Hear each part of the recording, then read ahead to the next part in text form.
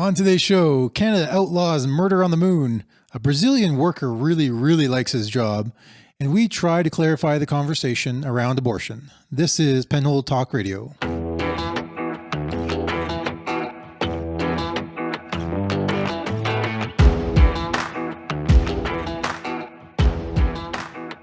And we're back. Thank you again for joining us on the show this week. My name is Brian Constantine. I am here with my co-host, Michael Rowland. Hello. And we're going to get in trouble right away because we're going to wish everyone a happy Mother's Day, which should be tomorrow. Oh, you can't use the word mother. Why not? Apparently that's offensive now. Oh, that's right. Shoot.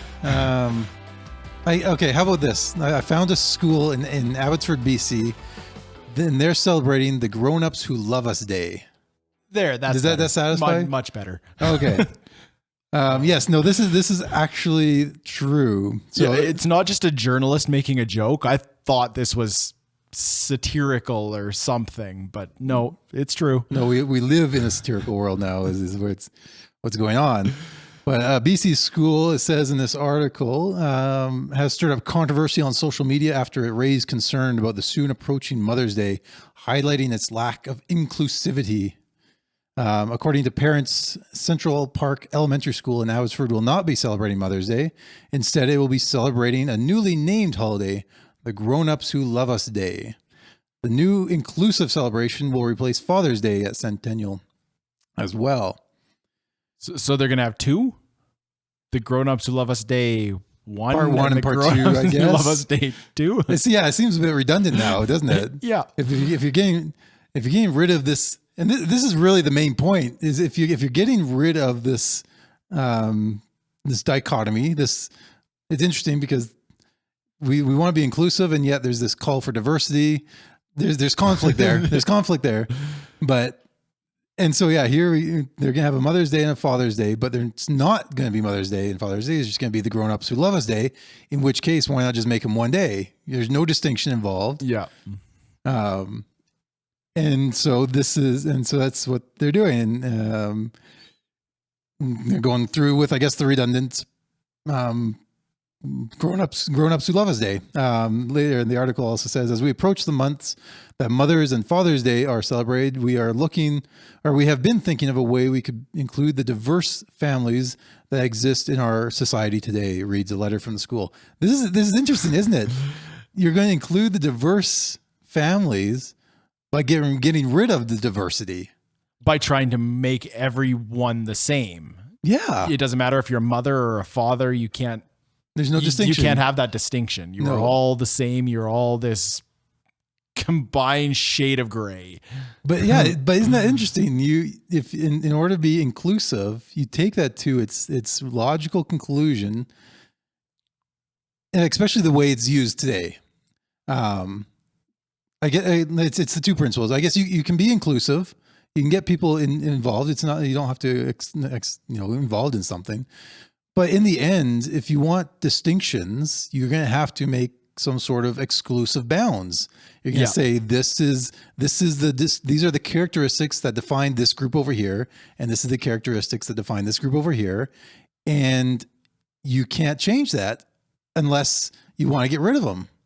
Unless you have to hold to those distinctions, those exclusive bounds, because you put them together, you don't have two different things anymore. And he said this is like throwing all the paint into one container. It doesn't give you a nice rainbow. It gives you a gray or brown sludge. Yeah, exactly. This fits in nicely with the whole participation society that it seems to be moving towards. That everyone just being in the race it gets you a ribbon. We have to recognize you just for being a participant. It's not inclusive enough if you only celebrate the top 3 performers. Yeah, that's right. Someone will feel excluded, and we can't have exclusion because we're all about inclusion. Yeah. See what's going on here, and really, like if to just blow this up, like probably to bigger philosophical notions than they probably are thinking at Centennial Park Elementary. This really kind of ends up, as you said, leading to a gray society. It really leads to kind of this purposeless people. I think there's nothing to strive for. There's nothing celebrated. There's nothing about being a mother that's worth celebrating. There's nothing about being a father worth celebrating. You're just a grown up who loves us. Yeah. And so, why try to be a husband? Or try to be a father? Why try to be the best mother? We're just going to celebrate you as this kind of big morass of things. Yeah. I think there's some detrimental to society when we can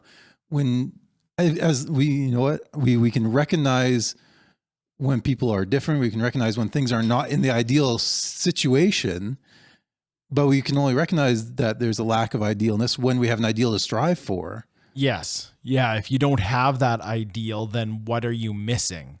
Mm-hmm. Obviously some people are going to be in a scenario where the thing you're celebrating doesn't apply to them. Yeah.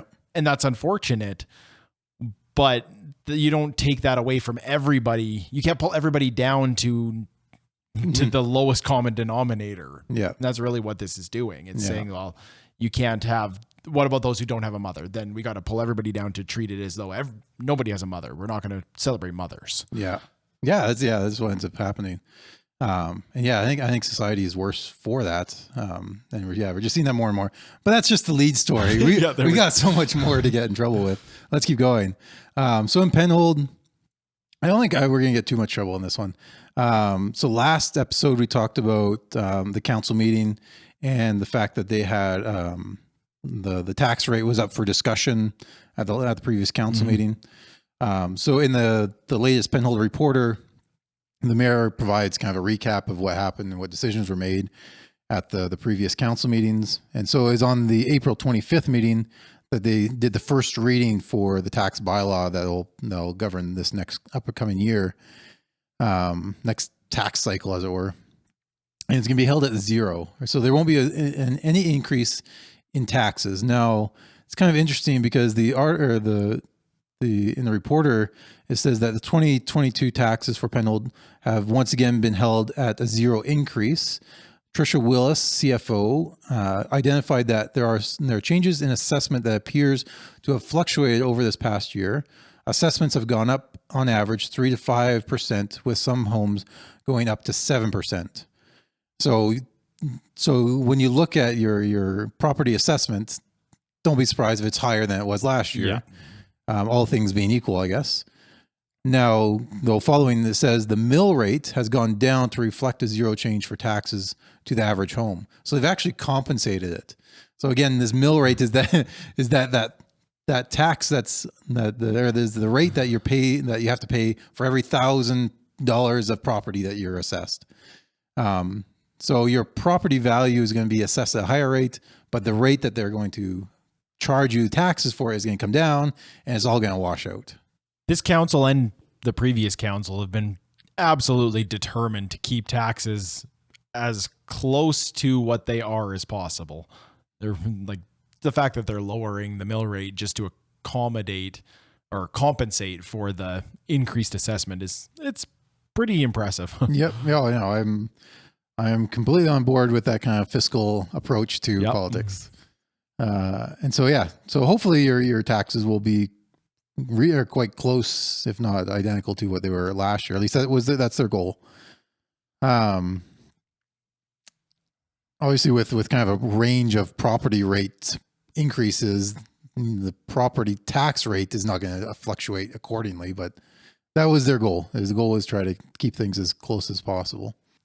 The other kind of interesting piece of news from this past council meeting was that there's going to be a new concession vendor in the multiplex. Yeah, I just recently heard that was it Grace Elise Sweets place was leaving the building. They weren't going to be in there anymore. Yeah. I think they have another location somewhere else that they've been working off. Yeah, I know they've been operating prior to that location as well. They provide for a lot of restaurants and stuff. So I think they're still functioning, but not in the concession format. Yeah. So if you still need your cheesecakes, they're still out there.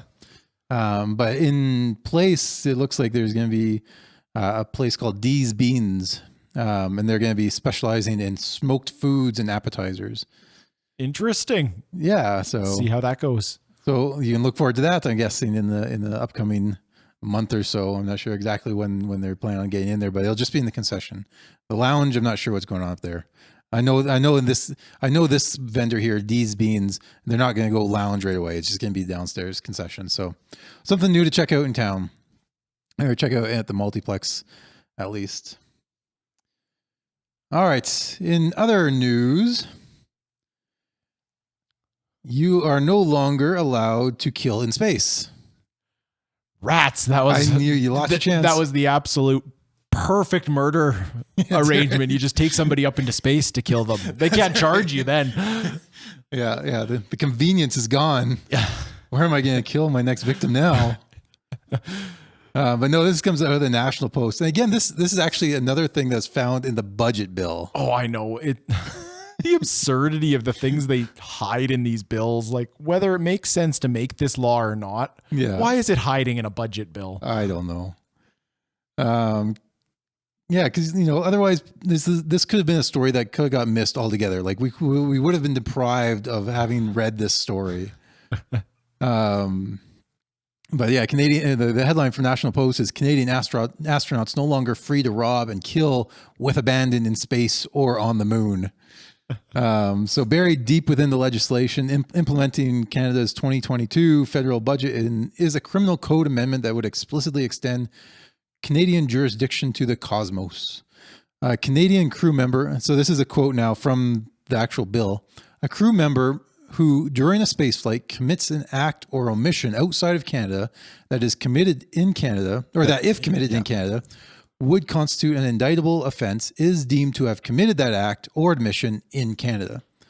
So basically, they're just saying Canada now, the jurisdiction of Canada extends to the moon. Yeah, out into space. Which logically, it does make some sense because you can't have extradition. Nobody owns space. Like if somebody commits a crime in the US, there's methods for them being punished for that crime. What do you do about space? Yeah, it truly is the last frontier. It's Wild West, Wild Space West. I don't know how you phrase it, but yeah, that's what they meant by the wild or the last frontier. It's just that space cowboys all over the place. So there, and this might be a little bit on the early side, but we are starting to see space tourism and stuff. So I suppose it does make sense to me. No, oh yeah, space tourism is ticking up. Don't be surprised if in the next decade, I think there's plans to have an actual permanent colony on the moon. Oh my goodness. That I think is on the books. I'm not sure if that's Musk behind that, but he's probably somewhere in there. At least consulting. he already sent his convertible out there ahead of time, didn't he? Remember that? He's got his roadster floating around out in space. But now, okay, so it wasn't completely Wild West, according to this article. It says when it comes to the International Space Station, at least, criminal jurisdiction is bound by the 1998 treaty creating the structure to which Canada is a signatory. And so it says, according to Article 22 of the treaty states that anybody aboard the station is subject to the criminal jurisdiction of their home country. But even then, there remains a messy gray area in the event that an astronaut commits a crime against an astronaut of a different country. So in this case, the treaty simply advises the countries of the two astronauts discuss their respective prosecutorial interests. And we know how much foreign diplomacy is that would is work, going right now. That would work just great if it was Canada and Russia or something like that. No, I found that quite a enjoyable article. But there you go. You have lost your chance to commit the perfect crime. All right, on to more serious matters. Okay, not yet. So consider for a second how long you've worked at your job. And then consider how long perhaps, your grandparents worked at a job. Like I know my grandpa worked at the Canadian Post Office as a postal delivery man for years, like I think 20, 25 years, like long time. It seems, especially nowadays, it seems like you'll have people with grandparents who worked for 40 years for a company and then they retired, got their pension, and enjoyed the good life. Enjoyed the good life of retirement. Yeah. Yeah. All right. Now, Guinness World Records has certified a world record for longest time served at the same company. Walter Orthman from Brazil has been working at the same company for 89 years. 84 years. 84 years, sorry. Giving him a little more credit than he needs. But right. Yeah, okay. Yeah, let's not give him too much credit. Yeah, 84 years. Like shame on him. Like, let's not blow him up too much here. He's only been working for 84 years and 9 days at this company in Brazil. The article reads that his passion, discipline, and commitment to motivate him to keep doing what he does, or keeps doing what he loves, and eventually became the official Guinness World Record title holder for the longest career in the same company. So he started work on January 17th, 1938. Before the official start of World War II. Yeah, he was 15 years old at the time. My goodness. So That's this incredible. This is a textile. He started as a shipping assistant at a textile company in Santa Catarina, Brazil, called Industrias Renault, known now as Renault View. And he has been there ever since 1938. And he's still going. Yeah. At the point of this being kind of certified through or verified through Guinness World Records, he stated that he's not intending to quit. Yeah, he recently celebrated his 100th birthday at the company, with the company, I should say. He hasn't. I'm sure he's probably aiming to be there for 100 years. I would not necessarily bet against him, judging by the looks and by the quotes here. It says Walter believes that the best part about having a job is that it gives you a sense of purpose, commitment, and routine. And for that, I would certainly concur. Yeah. So on April 19th, 2022, Walter Orthman turned 100 years old. He celebrated his centenary in the company of his coworkers, friends, and family with an unforgettable party. And I love the picture too. He reminds me of the actor who played Grandpa Joe in Johnny Depp's version. Yeah, the newer Charlie and the Chocolate Factory movie. Yeah. It looks like a great picture. Yeah, so he's still in good health with excellent mental clarity, still enjoys the calm life, he says, and exercises daily, still goes to the office every day. Now, there's something about being workaholic. He might trend towards that a little bit, but all in all, 84 years. I believe once he hits 85, he gets the gold watch. I think that's what he's holding out for. Yeah, you don't want to miss out on that. Yeah, you've stuck out this long, you might as well finish it. Yeah. But no, 84 years at one job. That's noteworthy. That's noteworthy. I know when I was in a position to look at resumes, no one applying for the job I was hiring for was expected to be, in their 30s. This was kind of a low paying job, entry level kind of thing. But nonetheless, even when these 18, 19, 20-year-olds were coming in, they could already list off like 3 or 4 jobs they had gone through. Yeah. Already by that time. Yeah, this generation, you expect to just cycle through a bunch of minor jobs before you ever find anything big, and even then there's no commitment to any job. You jump jobs whenever you want. Yeah, you just move around as the need fit. And it's not necessarily anything wrong with that. It's just a different, I guess, perspective on work. And I get, there's got to be a sense of loyalty. Yeah, and I me being cynical, I think you can perhaps go both ways. The workers would argue that the jobs now, you work for such big corporations that you just don't feel the personal connection and loyalty to the jobs that you might have,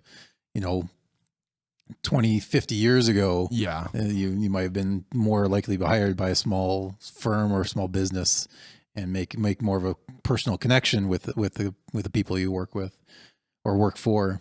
So, that's just, that then might be completely wrong, but from my perspective, that seems plausible.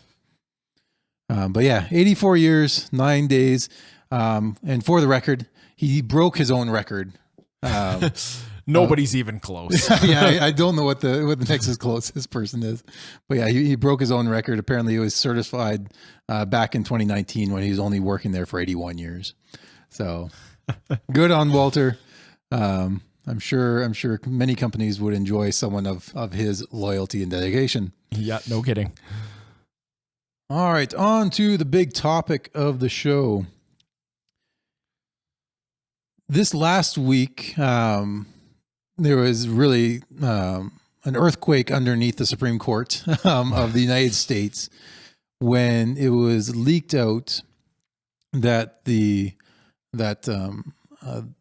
this consequential law of Roe v. Wade, or decision of Roe v. Wade, was overturned. Or it looks like it's about to be overturned. Yeah, it sounds like they have plans in place and are currently sitting with, I believe, a 5-4 vote looks like in favor of overturning it. And if you're not following this, the Roe v. Wade was decided in 1973, and it found, I believe it was a 7-2 decision, that there was a constitutional right to abortion.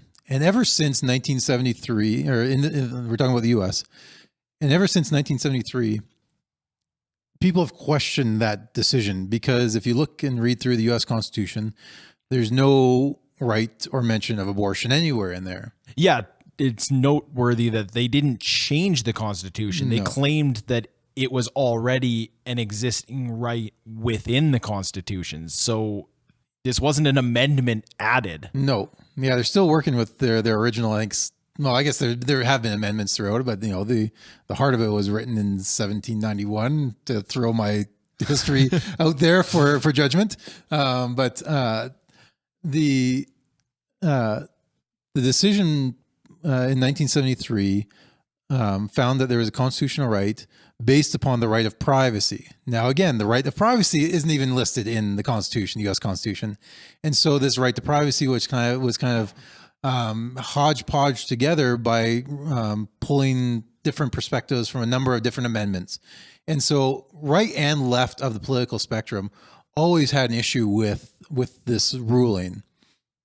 And so it's always been a contentious one. It's always been kind of leery of its kind of constitutional grounding, but nonetheless, it's withstood 50 years now.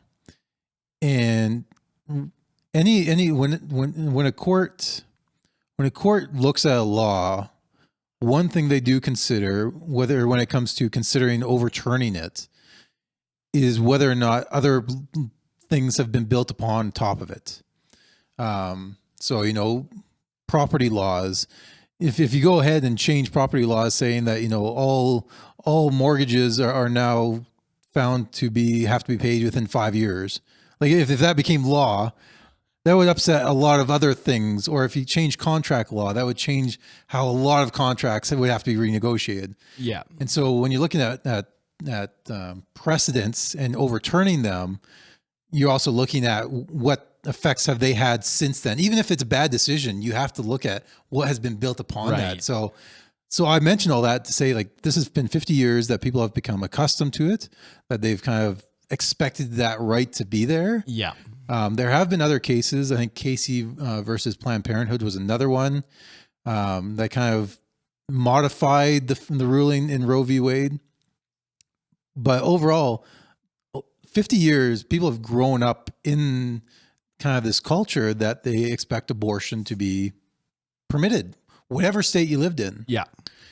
And so this is upturning this. This is why it's such a radical decision. Not that I think the decision to overturn it is wrong. We'll kind of flush that out a little bit.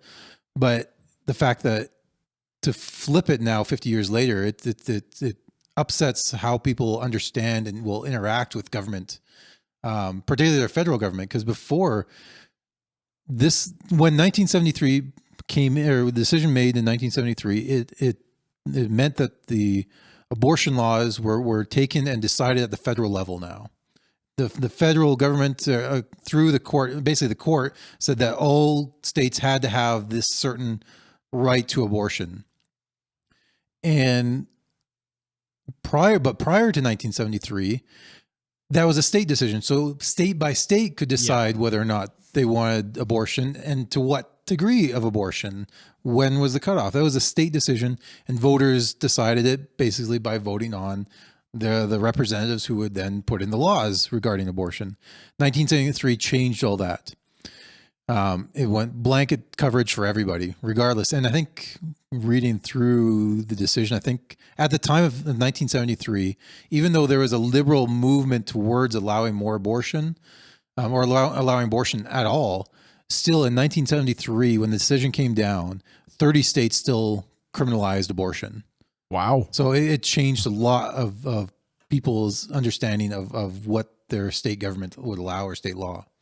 So yeah, you can understand why this created such a cultural flashpoint for the last 50 years. This didn't solve anything. It just put it up into this one focal point that's where all the fighting was now going to happen. Now with this decision, now abortion reverts to pre-1973, and it goes back to the states to decide. Yeah. And this is, and I think one of the nice things about the kind of the way that the U.S. is set up, it's a federalist system. Essentially, the states have a significant amount of power and decision making over how their states are run. Yeah, much more than you have in Canada, especially when it comes to criminal cases. Now, I'll probably mention this a little bit later on, but one big difference is that states, or the U.S. states, have responsibility to create criminal law. They can define what is considered crimes within their states. Yeah. In Canada, criminal law is primarily and mostly a federal jurisdiction. So when you read through our Constitution, the 1867 Act, or I should say Constitution Act 1867. So at our founding, this is the federal government was given the responsibility to look after criminal law for the country. Now, certainly provinces can they have some leeway in saying what things can and can't happen. Obviously, it has something like that, but not the level of a crime. At least as far as my understanding goes, that's kind of one distinction that's being made here.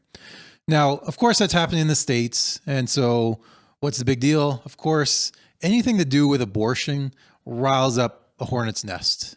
Yeah. No matter who's talking about it, but especially when it's such a seismic shift in a country the size and significance of the U.S. And so that riled up things up here in Canada. And I'm sure you've no doubt come across at least one article in the last week on this issue. Yeah, I definitely saw the articles coming from like Alberta saying that the NDP are guaranteeing that they will continue to support a woman's right to choose. Yep. As they like to frame it. Yeah. So yeah, you get all the progressive politicians declaring their undying allegiance to protecting the women's productive health or productive right or productive rights, I think is the other term they use. And really, in coming out, they come out and try to require everyone else to pledge their allegiance and their loyalty to this cause as well. Yeah. Like it was like the next day that Rachel Notley was on the steps of the legislature, again, like I said, pledging their commitment to this issue, to never let it go, to continue to fight for these quote rights. And then they go into the Alberta legislature and try to propose motions in order to get the UCP on board with it. Kenny says, why are we talking about things in foreign courts that have to do with other countries? I agree to a point, but again, I wish he's a little bit stronger on this kind of issue. In the federal legislation, we've seen the same kind of language. The NDP, again, in the federal legislature, tried to pass a unanimous motion saying that that the House of Commons will commit to protecting a woman's right to choose, and that was not accepted unanimously. And so, with a unanimous vote, or with a unanimous, when someone tries to pass a bill unanimously, it's just a voice vote. Right. So you don't actually have to. There's no names taken down. All the Speaker of the House has to do is hear someone say no, Right. and that cancels that motion. So it's more grandstanding than anything else. I think it's interesting that the Minister of Families, Children, and Social Development at the federal level, she came out to assure, so her name is Karina Gold. She came out to assure that any Americans who wanted to come across the border into Canada, that we are going to allow them to have their abortion up here, provided, of course, they pay for it.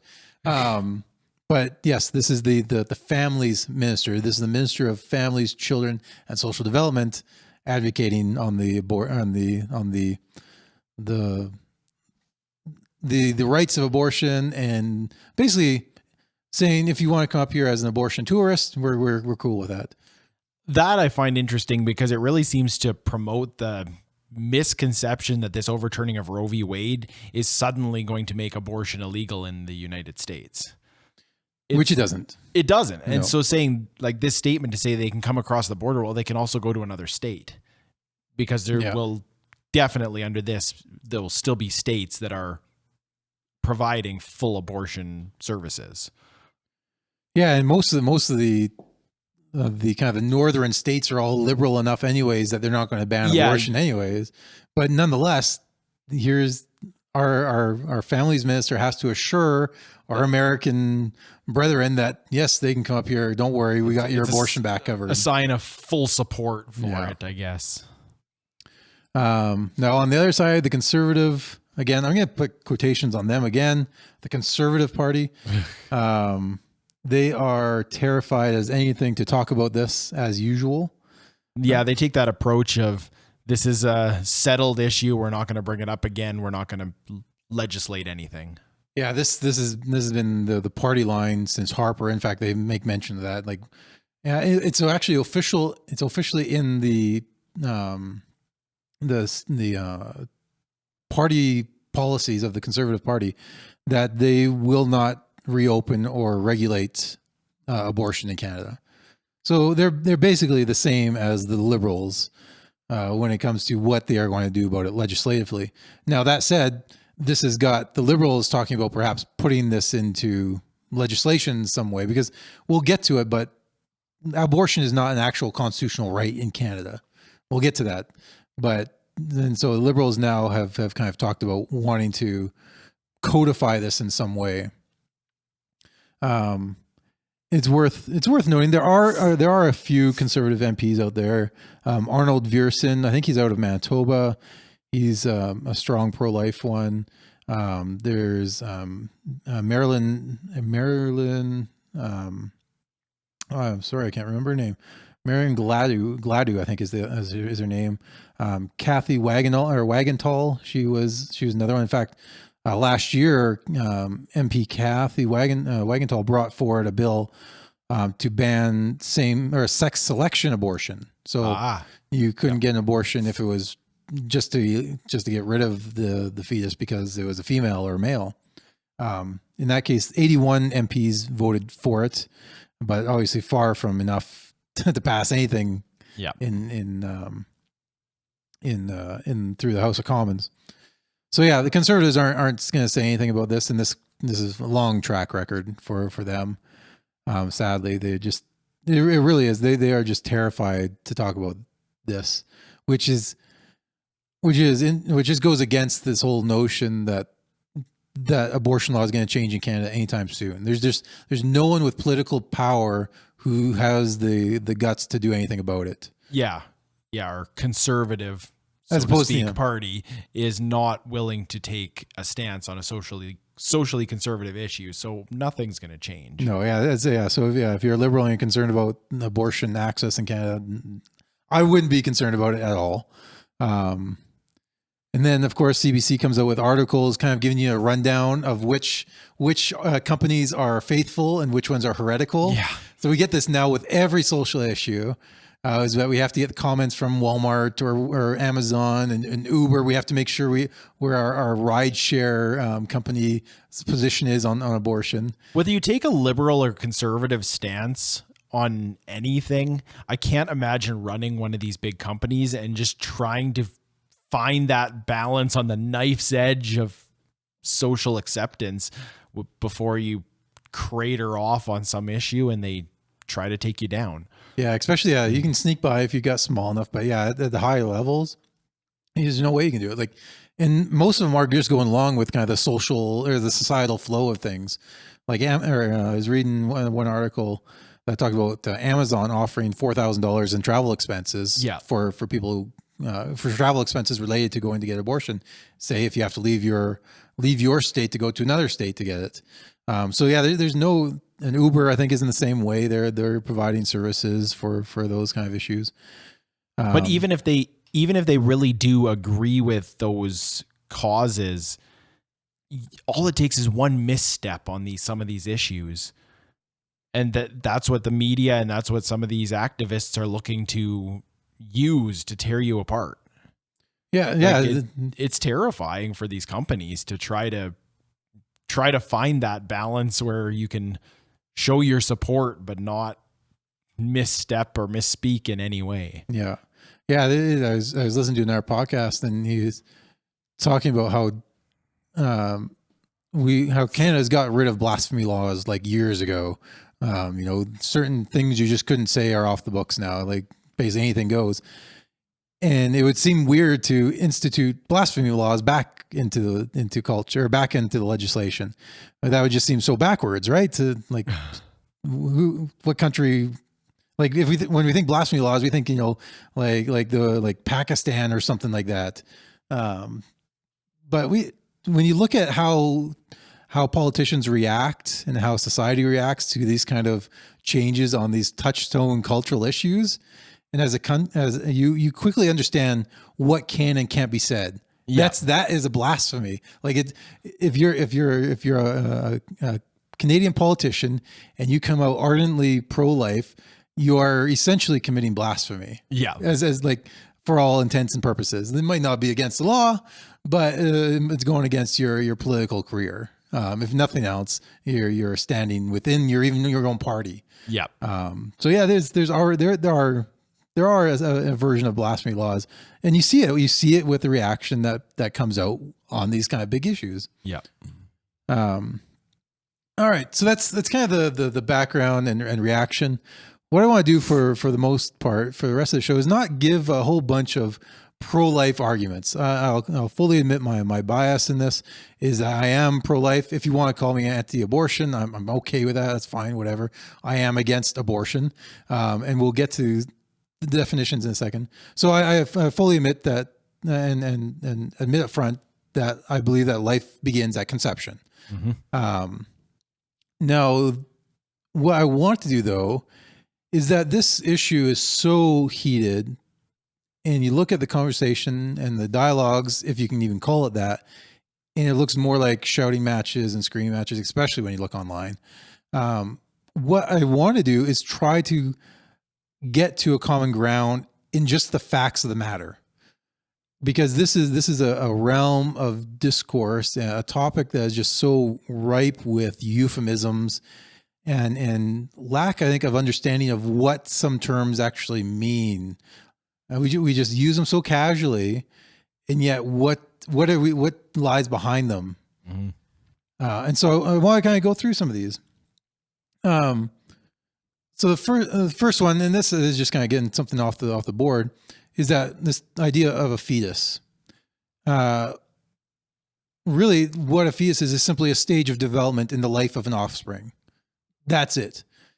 And if you want to go back, you have your embryos, you have your blastocysts. This is just going further back in the development of an offspring. Now, when I'm probably throughout the rest of this episode, when I use fetus, I'm just going to refer to the offspring that is in the womb of a human being. Notice how I'm trying to frame this. I'm not trying to necessarily win the debate on just definition alone. Like I'm trying to put this as neutrally as possible. This is just, a fetus is just the offspring of another animal, really. Yeah. Now, of course, like it doesn't take long to go, okay, what is the offspring of a zebra? A zebra, like humans give their offspring are humans. So when you're talking about fetuses, you're just talking about a stage of life in the offspring of whatever animal you're talking about. In this case, we're talking about we're talking about humans. And so the fetus, sometimes I think the term is used in this kind of a non-human way. It's like you have a fetus and then it's born and you have an infant. Yeah, this idea that the fetus becomes human at some point, not that it's just an earlier stage of that human development. Yeah. It's used in a way almost to separate it from the idea of human. Yeah, and I think that's a really hard distinction to make. It's certainly not one that's made in biology at all. No. Like I said, you can use fetus in a general sense. Like I said, it's just the offspring, or it's one stage of development in the offspring of another animal. What defines that fetus as a zebra, a bear, or bear fetus, or a human fetus is where that fetus is. Humans give birth to human offspring, and part of that is a human fetus. I don't think that's like I said. I think we hopefully agree on that. Like if we can't even agree on the definition of what fetus is, we're having like this. If that is, then let's have the conversation at that level, because that seems to be a fundamental. And level. A lot of the debates end up breaking down yeah. at this point already. Yeah. Before you ever get anywhere else, there's a disagreement. And I don't think they even recognize, a lot of the people debating won't even recognize that they're disagreeing on something as simple as, well, what is the fetus? Yeah. If you got to get that sorted out first. Mm-hmm. If you can't sort that out, well, then you're arguing two different things. Yeah. You're not even participating in the same argument. So the first term is fetus. The second one I want to get to is the term abortion. And really sometimes abortion is just is fine. I think that term works. I think we'll flush this out in a second, but sometimes the euphemism is further removed or is further enhanced, put that way, is by this term ending a pregnancy. And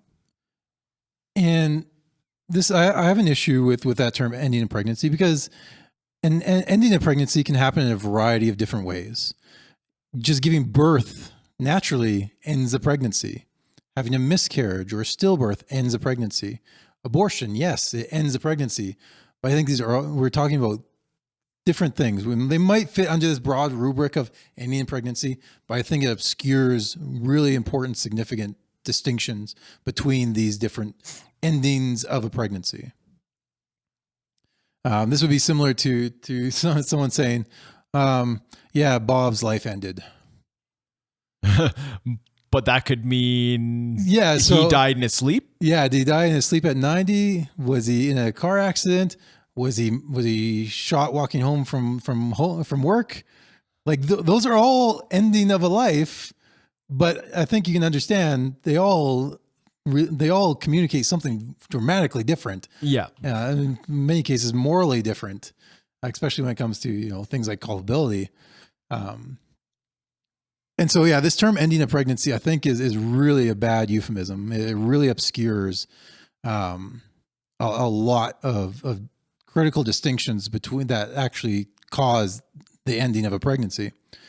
And just as an example, just this last week, the NDP made a motion in Alberta here to add abortion as qualifying for bereavement leave. So they want to add abortion to things like miscarriage and stillbirth as qualifying someone for receiving government-funded bereavement leave. Think about that, though.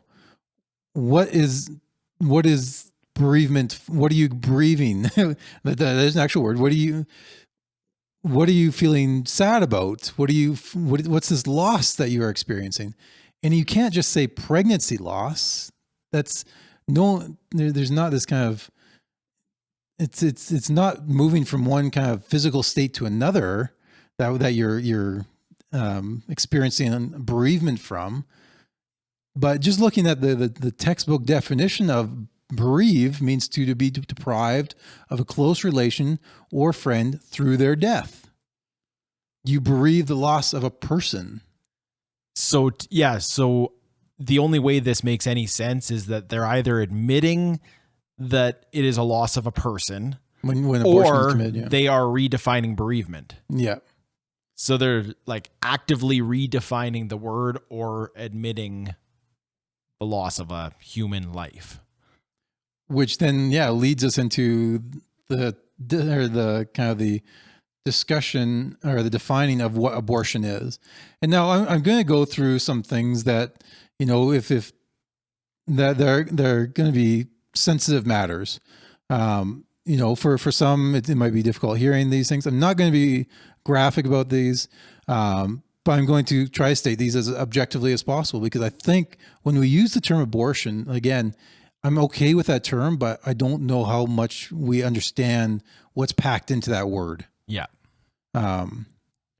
So abortion is defined. I'm going to define it as simply as the intentional killing of a fetus. I think I'm okay there. Yeah. Again, if we have a problem with the word fetus, we can go back and discuss that. I think you'll find that a lot of people will define abortion as the intentional killing of a human in the womb. That might be taken a step further. Yeah. Because then you've decided what a fetus is. But if we're talking about the human fetus, then it's a human being, I think. But abortion, so think about this. Abortion is the intentional killing of a fetus. And here I'm going to define a fetus inside a human womb is a human being. It's distinct, it's living, it's a whole being separate from its mother. If you DNA tested it, it would be different from the mother's DNA. Yeah. That's an important criteria. Otherwise, if the fetus is not a human being, you're left with this kind of weird scenario in which you can say that an abortion is killing a human fetus, and the fetus just doesn't happen to be human. Sure, okay, run with that. But then, would you admit that a pregnant woman has 20 toes when they're 9 months pregnant? Yeah, 20 toes, 20 fingers, two hearts, four eyes. Yeah. Is that what you were? And two distinct sets of DNA like that. Yeah. That's a pretty key thing, is that distinct separate DNA distinguishes it as a separate being. Yeah, in many cases, yeah. So we use them for criminal tests all the time to say one person over the other. But this is probably me slipping in a little bit of a pro-life argument here. Yeah. But I think those are the choices. Because I don't think that you can really argue with that definition. It's an intentional killing of the fetus. Mm-hmm. The question is, what is the fetus? And I think you're left with those. Either it's human or it's not. And if it's not, then you run into these weird scenarios of these multi-appendage people, apparently. And so that's one part. So abortion is this intentional killing of a fetus. What are the procedures involved? And I said, this is where it might get hard to hear, but I think it's really important to understand what we're talking about when it comes to this. In fact, William Wilberforce, when he was fighting fighting the cause against slavery in Britain in the 1800s, one thing he did was take all the parliamentarians, or take as many as he could, out to see the slave ships. And that in itself was kind of his argument. That was his point. Just see the reality of what you are talking about. You can write about it on the paper. You can type it up on your Facebook post. When you say the word abortion, this is what you are referring to. This is the reality of it. Okay, let's just look reality in the face. And then you can keep using that term. Like I said, I'm okay with that. Just use that term. Understand what is being packed in there, though. So the abortion kind of breaks down into two main ways in Alberta. You have chemical or medical abortion and surgical abortion. The chemical abortion or medical abortion is the one that you're probably familiar with that involves the abortion pill. So the abortion pill is used in the first 9 to 10 weeks of pregnancy.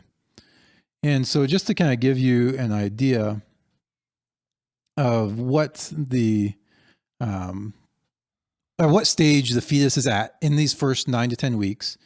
So after, I think it's important to understand. So by in that first kind of window of time, that first 9 to 10 weeks, obviously the conception has taken place. We have the blastocyst, which is kind of the next stage after the initial conception, as the cells begin to multiply, becomes implanted into the walls of the uterus. Within the first month, so in the first 4 weeks, there's already a heart tube that's starting to beat at 65 times a minute by the end of the 4th week. The weeks 5 to 8, we see facial features starting to develop. We see tiny buds where the arms and legs are going to start forming. Fingers and toes and eyes are forming. We see the neural tube where that's going to develop into the brain and spine or spinal cord is already taking place. Bones are starting to take place or replace cartilage. At 6 weeks, a heartbeat can be detected. And then it's if you're getting technical, it's at the 8th week that the healthcare provider says will refer to the embryo now as a fetus. So that's, if you want to get into kind of the technical, that's when the shift changes. So at the end of the 2nd month, so at the end of the 8th week, the fetus is about 1 inch long and weighs, it says, 1/30th of an ounce. So I think it works out to about 1 gram. If my conversion isn't right. Yeah, pretty tiny, but still it's tiny. forming Yeah, significant you see the pieces aspects forming together. Yep. So that's what's kind of taking place in the first 2 months. When you take the abortion pill process, it actually involves 2 pills. The first one is mifepristone. What this one does is it stops the release of progesterone, and this hormone is what's needed to kind of help build up the walls of the uterus, which is obviously needed for the implanted embryo or fetus. So the idea of that first pill is basically to have it break free from the uterine wall. Yeah. So yeah, it would stop that development of the uterine wall. And so as a result, the pregnancy wouldn't develop any further. One thing that when the embryo is implanted, it stops that, or it initiates the progesterone release. What this first pill does is it cuts that hormone off, and so it stops that development. And so the next day you take a second pill, misoprostol. And what this does is it starts the contractions of the uterus, and so this expels the embryo of the uterine wall. So this obviously results in heavy bleeding, and can last for anywhere from. And so the contractions start like within the first few hours after taking the pill, and then can continue on. This bleeding can continue on for up to, I think I was reading, a week or more. And so this expels as I said, the embryo and the uterine wall. Now, just for Alberta context, this abortion pill has been available in Alberta since 2017 and fully covered. So normally this would cost you out of pocket $300 to $450 for this regimen of 2 pills. So that's covered now in Alberta. You still have to go in to get a doctor's appointment to make sure that certain things are in place to figure out how far along you are, where the pregnancy is. There's certain pregnancies you do not want to take this in. Right. But that's the chemical abortion. That's in the first 9 to 10 months, 9 to 10 weeks. After that, is the first surgical abortion. This takes place in the 5 to 13 week window. So if we're moving closer to that 13th week, we're starting to see the arms, hands, and fingers and toes start to more fully form. We see the movements. We see fists being made, mouth starting to open, fingernails and toenails start to develop. The ears start to form. The beginning of teeth, the reproductive organs are all starting to develop at this stage. It says at the end of, the circulatory and urinary systems are also working, and the liver is producing bile. So you got internal organs already starting to function by the end of the 3rd month. And so this article says that at the end of the 3rd month, the fetus is about 4 inches long and weighs about 1 ounce. So much bigger now, inch long, and weighs an ounce. So it's, as far as weight goes, it's gained 30 times its weight. This surgical abortion is called suction DNC, or suction dilation and curettage. What this does, or what happens here, is the cervix is mechanically opened using forceps. A clear tube is inserted into the uterus, and the fetus is then suctioned out with a force 10 to 12 times greater than your household vacuum. So about a 14 millimeter diameter tube does this. So that's the and then following that suction, a curved blade, it's called a curette. And you can almost think of it as like a large eye of a needle, just with that loop on the end of it is kind of has blades on it. And the idea of using that is to pull out whatever remains weren't able to be evacuated through suction, because leaving any remains behind would perhaps result in infection. So that's the 5 to 13 week window. The next type is called dilation and evacuation. So this is for abortion taking place between 13 and 24 weeks. So we're talking basically most of the 2nd trimester. And so, as you can imagine, significant amount of development takes place during this time. The fingers and toes are well defined. We have eyelids, eyebrows, eyelashes, nails, and hair are all being formed. Teeth and bones are denser, it says. We get the fetus sucking on his or her thumb at this time. The nervous system is starting to function. So this is where pain starts to take place. During the 5th month, so weeks 17 to 20, we see more hair, shoulders and back and temples are continuing to develop. And then, moving into month 6 now, so weeks 21 to 24, fingers and toes, prints are visible. So you can actually get fingerprints now at this stage. The fetus responds to sounds by moving and increasing the pulse, or you may notice jerking motions if the fetus hiccups. If born prematurely, your baby can survive after the 23rd week with intensive care. I think it was just this last week or two I saw one that was born at 22 weeks. Yeah, I remember a story just recently, one that was born at, I don't know if it was where it was, but born at 21 weeks. Yeah. And the story was several months later, and it was still doing okay. Yeah. So it's doable at 21. And so if by the end of the end of the 6th month, and so this is at the end of 24 weeks, the fetus is now 12 inches long, so a full foot long, and weighs about 2 pounds. So this is a significant fetus at this point. So as you can imagine, this second trimester abortion is a significant procedure. So this is called, again, dilation and evacuation, or D&E. So again, the cervix has to be dilated, but this time it has to be dilated further than just mechanically can be done. This is now done over a process of 24 to 48 hours, where dried or specially treated dried seaweed sticks are inserted into the cervix, and these sticks are called laminaria, and they absorb the fluid and expand, thereby expanding the cervix. When that happens, the the woman comes in for the abortion, the vaginal canal is mechanically open again using forceps, and in this case, the laminary is removed in order to access the uterus. The amniotic fluid is suctioned out.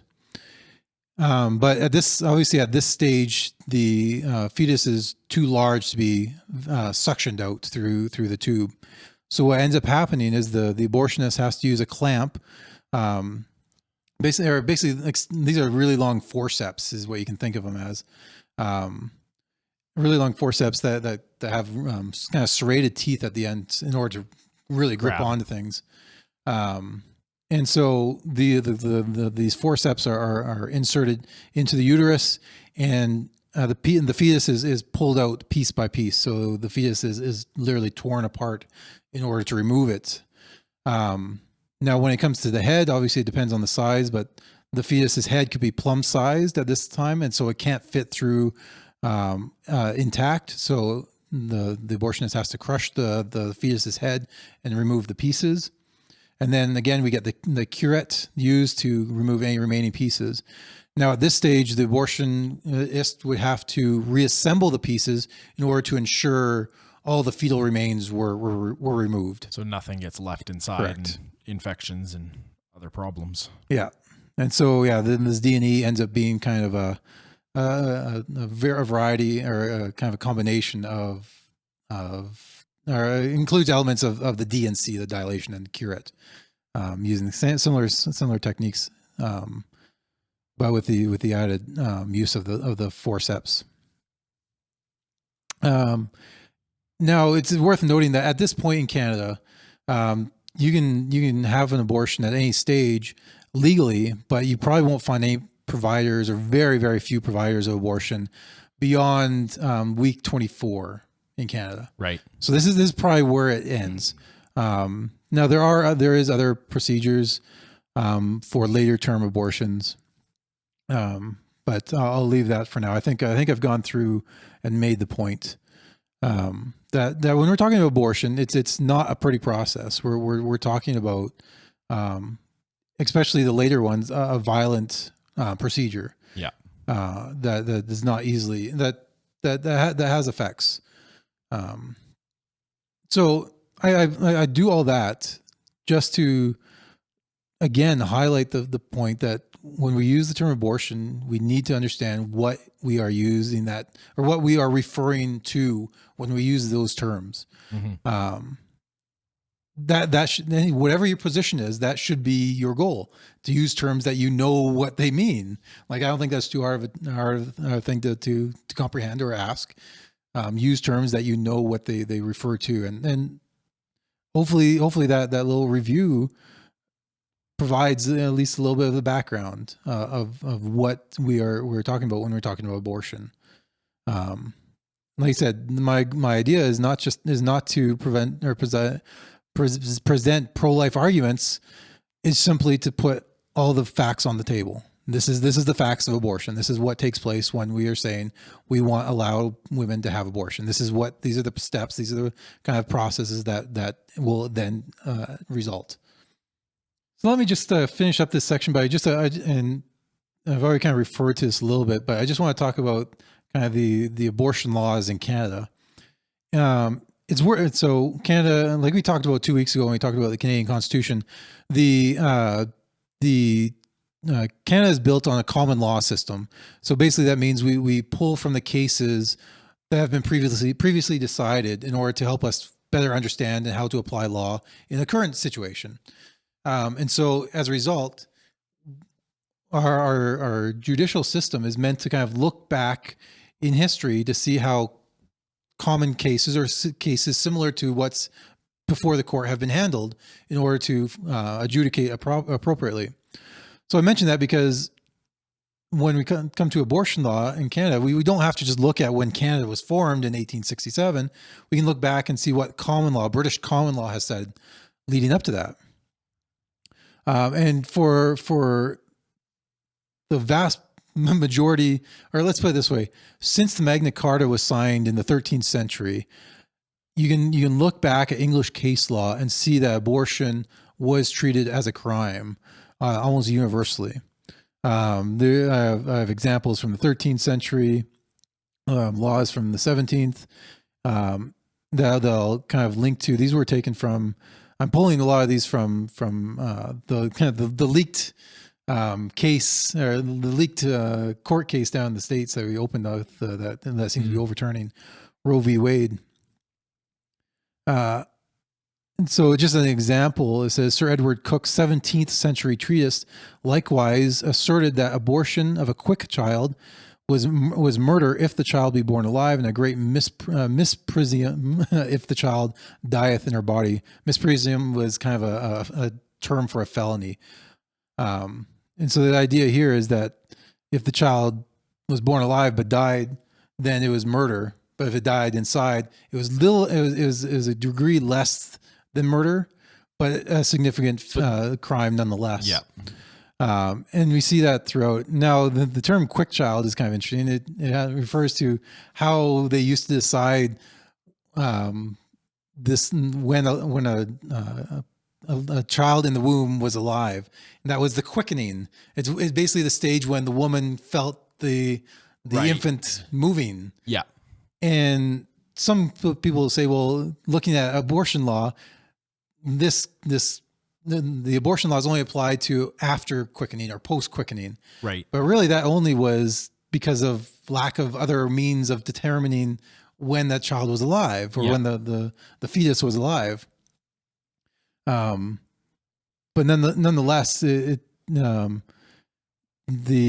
overall case law or common law up until Canada, Justice Alito summarizes it. He says that although common law authorities differed on the severity of punishment for abortions committed at different points in the pregnancy, none endorsed the practice.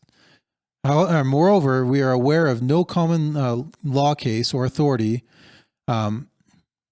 Moreover, we are aware of no common law case or authority, and the parties have not pointed to any that remotely suggests a positive right to procure an abortion at any stage of the pregnancy. So you look at case law, and there's just nothing there that would say that you have a right to this.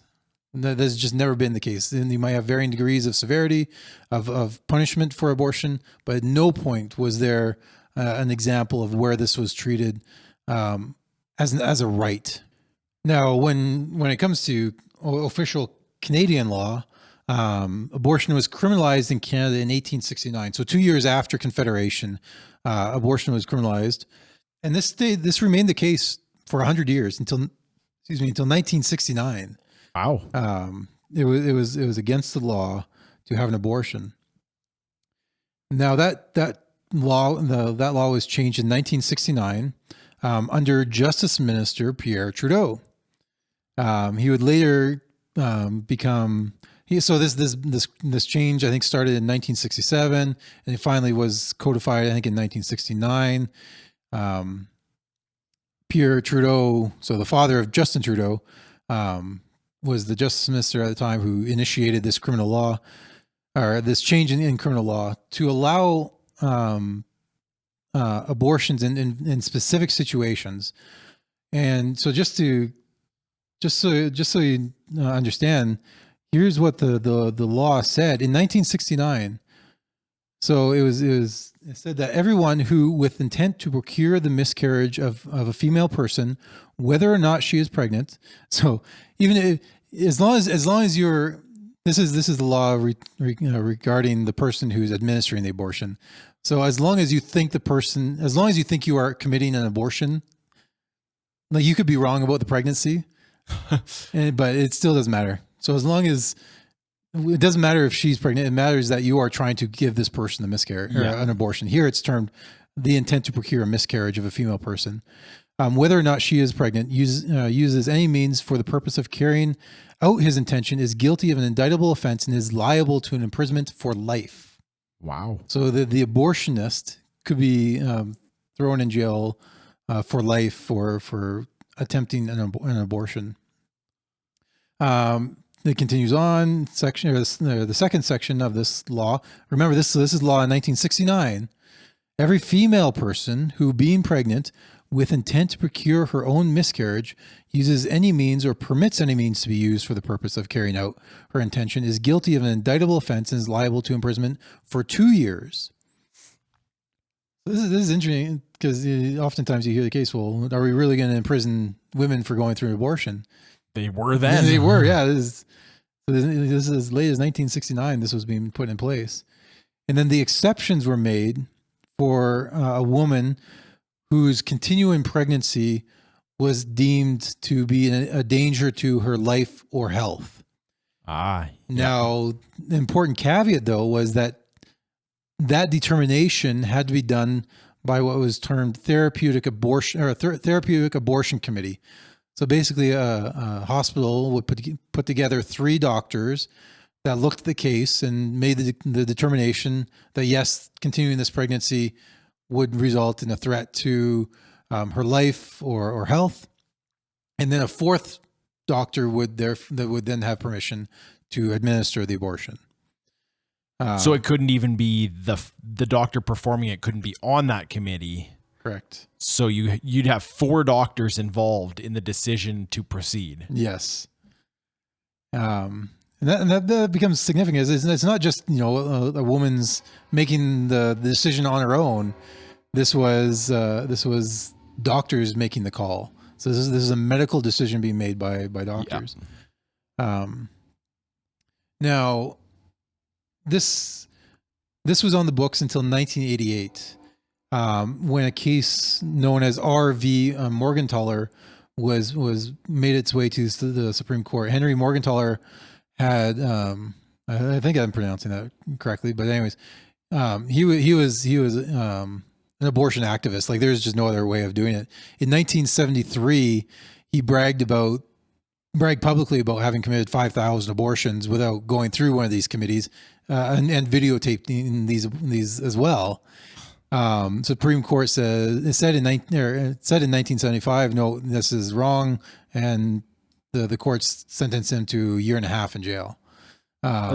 Doesn't seem like enough based on the previous laws. No, it doesn't. Wasn't it life? Yeah. So you can see a little bit of liberalizing there. It's interesting because this comes up in 1988. A key difference, and then so he gets out and he sets up again in the 1980s another abortion clinic in Toronto and sidesteps all these therapeutic abortion committees, and continues on quite brazenly. He's not trying to hide his position, and again, the court case makes its way up to the Supreme Court. The difference, though, in 1988 now is that the Canadian Constitution has been changed. Right. The charter rights have now been ingrained into the Constitution. So in 1975, the court really didn't have a lot of jurisdiction over whether or not this abortion law was a violation of someone's rights, because it wasn't a constitutional issue. Yeah. Now, those exact same rights that were kind of loosely put into the Bill of Rights prior to the constitutional inclusion are now completely in the purview of the courts. And so it completely changes the dynamics of the case, even though it's very similar situation. Mm-hmm. So in 1988, in a 5-2 ruling, and even that 5-2 ruling, there was split reasonings in the majority for why this section, the section I just read, section 251 was the criminal law against abortion, against most abortions. It struck it down because that they felt that that particularly section 4 was a violation of section 7 of the charter, which secured the right of the security of the person. And the security of the person relates to one's primarily physical well-being, but it was being kind of expanded out to include also one's mental well-being, psychological well-being. And so they looked at this requirement, like you had to go through this committee to get an abortion. Well, this committee was using definitions that were just too ambiguous. This is according to the court. So what did it mean by endangering the health of the woman? There was the legislation didn't define what health was. And so you could go to one committee and get one answer and go to another committee and get a different answer. So depending on what part of the country you are, the committee might be more conservative. Yeah. Otherwise, so this kind of put someone in kind of a psychological distress because they weren't sure if they were going to go through with the abortion or not. And all this with whether or not they were going to be able to do it. And if they did go through with it and they were mistaken, there was a crime that they're committing on the other side of the issue. So there's this, you were torn between trying to get this medical process that could threaten your life if you didn't get it, whatever your life or health, if you didn't get it, and if you didn't get it appropriately, you had a crime that you're committing on the other side. So undue stress, that's Exactly. an infringement on your security of the person. Exactly. So you can at least understand the reasoning. You might not agree with it, but at least you can understand it. As well, going through the process of these committees would result in delays, which would cause, you become later in your pregnancy, which might result in a more physically dangerous type of abortion. Yeah, the risk method. gets higher and higher the longer it goes. Yep. And so all that threatened the security of the person. Therefore, that law was the Section 251 was considered unconstitutional. Right.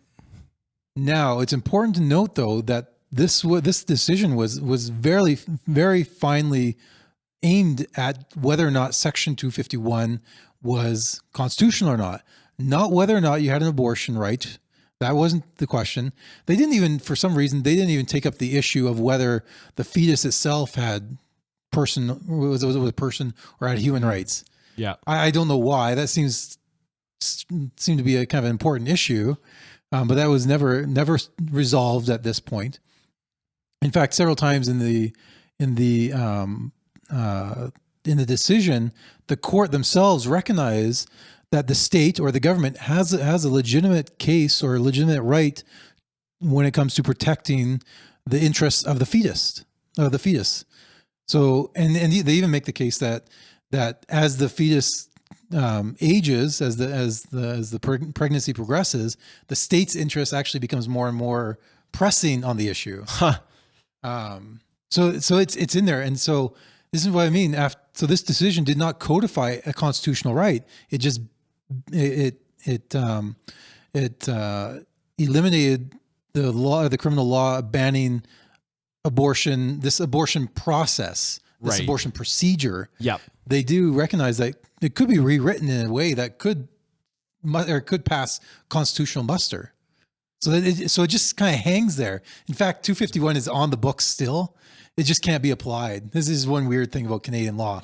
The judiciary doesn't have the right to remove law. They just say that law is no longer applicable or unconstitutional, so it can't be applied. So, so it's just going to sit there in limbo forever. Yeah, until a parliament says they just want to clean up the law books and get rid of some of these. It just sits there. But with that in place, so that was in 1988. Shortly thereafter, the Mulroney government tried to pass a law that seemed a little bit more permissive when it came to early term abortions, but more restrictive on late term, kind of following some of the decisions of the court. That got nowhere. That in the House, people who thought it was too permissive voted against it. Those who thought it was too restrictive voted against it, and so it went nowhere. Yeah, trying to balance in the middle blew up in their face. Yeah, no one was happy. Yeah, and so 1989, there's an election that goes on. So this abortion discussion is happening during that election. Mulroney's government gets reelected. And so in 1991, they try to take on this issue again. And they seem to present a legislation very similar to the one that was rejected by the courts, obviously with some changes. Now, it does pass the House of Commons by 9 votes. So not convincing, but yeah, it passes. But it gets tied in the Senate vote. So the Senate ties, and according to Senate rules, a tied bill fails. Yeah. And that's the last time any Canadian government has attempted anything legislatively on the abortion issue. No one has dared touch it since. So it sat there. So now we just have no law apparently that's just applicable. Yeah, exactly. No law on the books at all. It's just sitting there in limbo, kind of. The process is legal, no restrictions. It's whatever society decides they want to do. Yeah, there's some healthcare regulations involved, but as far as, when you want to get an abortion, like at what stage of the pregnancy, there's nothing in Canadian law that says you can't get it up to the point of birth. Yeah. Again, I think you would have trouble trying to find a provider for that, fortunately enough. But nonetheless, Canada is very unique in this situation to have no laws regulating abortion. Oftentimes, pro-life activists will make the point that I think it's something like North Korea and Vietnam are like the only countries, something like that. Yeah, even all the very liberal European countries have some kind of restrictions on it. Yes, I think that's a big surprise to a lot of people. Vast majority of European countries won't or ban abortion after 12 weeks. Vast majority. That's even more conservative than the U.S. Yeah. Up until perhaps this change now in Roe v. Wade. But yeah, I think when you think European, you think super liberal. Like Canada's kind of in the middle ground of kind of cultural shifts between the U.S. and the Europeans. Yeah. But when it comes to abortion, no, they are actually really conservative when you look at the whole scheme of things. Yeah. So yeah, that's it's kind of the legal landscape to this point in Canada, is that there are no legal restrictions on abortion in Canada, nor is it a constitutional right. So it does kind of hang in this limbo. So when you hear politicians say that this is a woman's right, or that this is part of women's healthcare rights or reproductive rights, I should say. Yeah. That's technically not true. There is no right on the books that expressly says anything about this issue. There is no constitutional right to abortion in Canada. Now, if I'm betting, I don't have a lot of confidence that if there was an abortion case brought to the Supreme Court in Canada, that they wouldn't rule it a constitutional right. But that's just, again, my cynicism coming through. And this Roe v. Wade overturning of Roe v. Wade kind of brings us back into the forefront of everybody's mind. And of course, so now we're seeing Canadian politicians showing their support. So we're definitely seeing a push to probably try to get something on the books at least. Yeah, if nothing, they're not going to get a constitutional change. No, they're not going to do that. Not a constitutional change. No, it would be some sort of federal law. Just to complicate things, the federal government has purview over criminal law, but the provinces have purview over healthcare regulation. So the question is, there's a question of whether or not the feds could actually put a non-criminal law about abortion on the books, because it would step on the province's healthcare responsibilities. If a province decides they don't want to provide that service, can the feds push it? Yeah, and so there's that interesting wrinkle to it, but the feds control a large amount of the healthcare dollars that are sent, and so they often pull on those purse strings if they want to get a province's that can attention. be very persuasive. If you can't fund your health care, then you kind of have to go with whatever the federal government says they want. And they've done that in New Brunswick, particularly. Yes. There's a clinic in New Brunswick that the government won't fund. They'll fund abortions in the hospitals, but there's a clinic that they won't fund. And so the federal government has withdrawn $170,000 of healthcare funds from New Brunswick that would have been recouped from those abortions from that clinic. Right. That would have been that the province would have got from that clinic on healthcare funds, from abortion funds, I should say. The government, or the federal government, has taken them back. Yeah. Again, try to put pressure on the state or on the provinces. But again, it's tough because it's not regulated. There's no regulation. So the feds themselves are in a difficult situation, because how are they going to say that abortion has to pay, that you have to provide health care and abortion has to be part of it, when it's not really regulated on a federal level? Yeah. So yeah, lots of wrinkles involved. So all this being said, I like I said, my goal was trying to get a whole bunch of facts on the table. no doubt my pro-life biases got in there, but I warned you about that up ahead at the beginning. But I think there's before a discussion has to take place, I think it's really important that we at least kind of agree to a common statement of facts. Many court cases begin with this.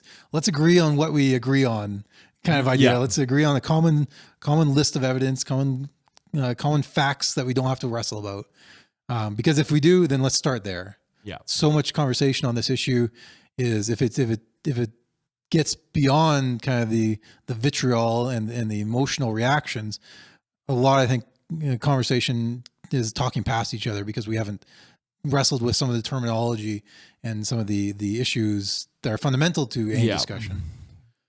So yeah, I know there's a lot on the table now. But I think it was really important to get that out there.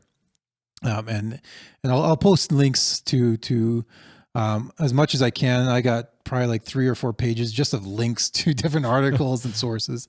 So I'll try to put this up on the website, penhilltalkradio.ca. If we didn't get a chance, I know we were going to talk about movie reviews. I didn't get a chance to it. But go check out The Best Years of Our Lives. It's kind of an old movie from 1946 about 3 soldiers returning from war and trying to integrate back into society. It's really worth checking out, particularly for the character named Homer Parrish, played by Harold Russell. His life story and involvement into acting is worth checking out. So even just on IMDb, go check out The Best Years of Our Lives. It's a simple, it's a lengthy movie. It's almost 3 hours, but it's a well told, earnest personal story about three guys trying to figure their ways back into society after World War II. But I'll leave you with that. There's something you can check out. But I think we've taken up much of your time already. We thank you for hanging out this long. If you've made it, we appreciate it. Leave a comment. No doubt there's some thoughts that have produced. Let's engage with some of that. That'd be fun. And I think hopefully constructive. That would be kind of, again, the goal of this whole long podcast. But again, thank you for joining us along this trip. My name is Brian Constantine. And I'm Michael Rowland. And this has been Penhold Talk Radio.